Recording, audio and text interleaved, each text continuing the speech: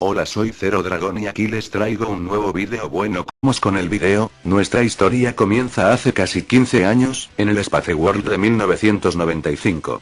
Por aquel entonces, Nintendo estaba a punto de lanzar al mercado su nueva consola, que había pasado de conocerse como Ultra 64 al que sería su nombre definitivo, Nintendo 64. Hubo multitud de demos técnicas en la feria, destacando entre todas ellas una versión bastante avanzada de Super Mario 64, con 6 niveles jugables. En lo que atañe a nuestra historia, también fue en dicha feria cuando pudo verse por primera vez un vídeo conceptual de lo que sería el primer juego de Zelda en 3 dimensiones. Se trataba de un clip mudo de unos 12 segundos en el que veíamos a Link luchando con un personaje de aspecto metalizado. La primer mazmorra de Zelda 64. En 1996, con Super Mario 64, triunfando en tiendas de todo el mundo, el equipo de desarrollo de Nintendo pudo por fin quitarse un peso de encima, y enfocar sus esfuerzos en la anunciada nueva entrega de la saga de Zelda. A modo de prueba de concepto, y utilizando como base el motor tridimensional del mencionado Super Mario 64, se elaboró una reproducción exacta y en 3 dimensiones de la primera mazmorra del Zelda original de NES, así como los modelos tridimensionales pertinentes de Link, de un Stalfos, los soldados esqueleto, y de un murciélago. Tras superar las diferentes salas de la mazmorra, Link llegaba hasta un cofre que contenía la Trifuerza.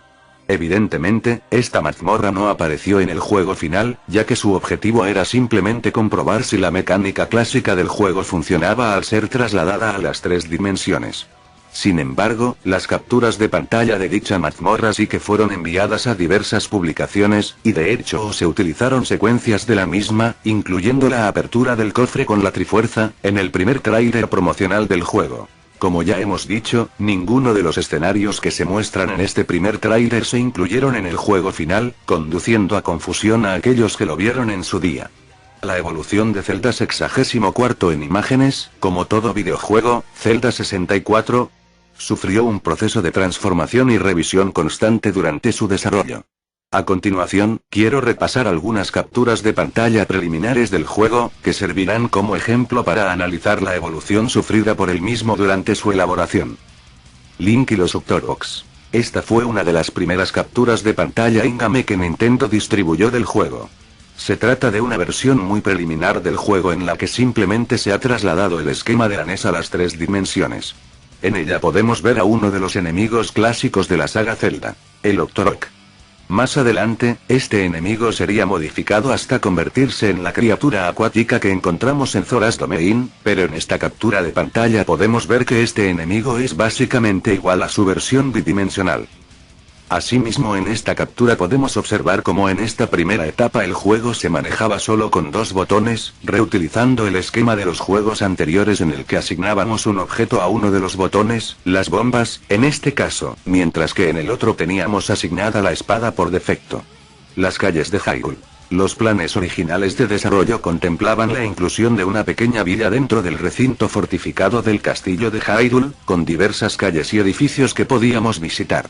A tenor de las primeras capturas de pantalla, esta zona se encontraba íntegramente modelada en 3 dimensiones, algo que acabó por descartarse seguramente por problemas de memoria.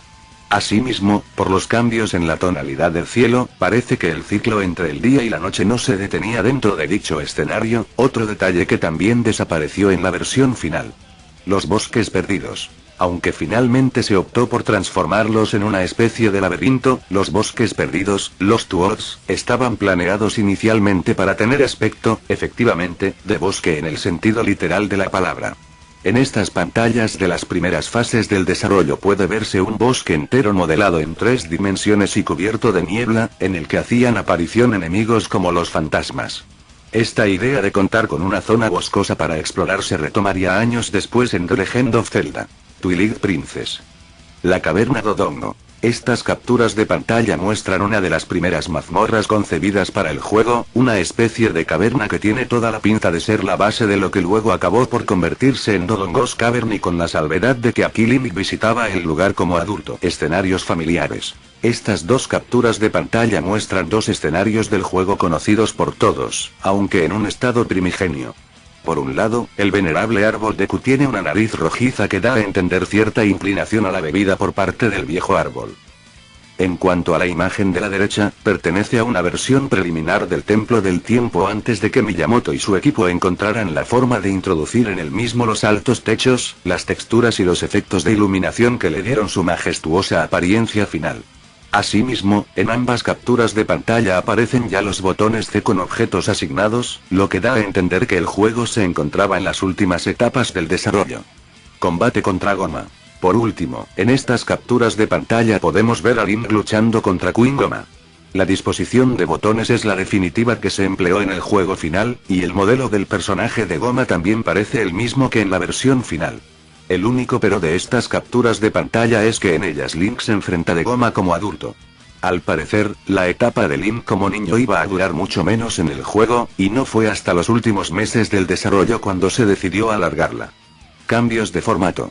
Ya incluso antes de lanzar al mercado la Nintendo 64, Nintendo era plenamente consciente de que el hecho de haberse decantado por los cartuchos, una vez más, como soporte de almacenamiento, era algo que le iba a pasar factura a largo plazo.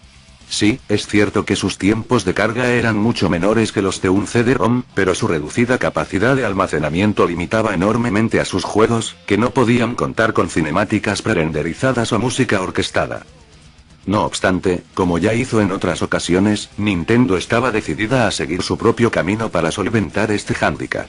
Así, ya en el Space World de 1995, Nintendo anunció que su futura consola contaría con la posibilidad de acoplar a la misma una unidad de expansión, llamada Nintendo Disk Drive 64 o, simplemente, 64DD.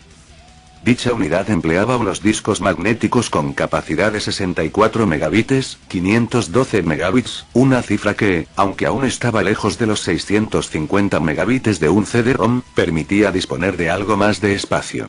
Y lo más importante de todo es que dichos discos eran regrabables y podían, por tanto, almacenar información de la partida. El propio Zelda 64 iba a ser uno de los juegos encargados de estrenar este formato, aprovechando la mayor capacidad de almacenamiento del mismo y, al mismo tiempo, actuando como revulsivo para incrementar las ventas del mismo.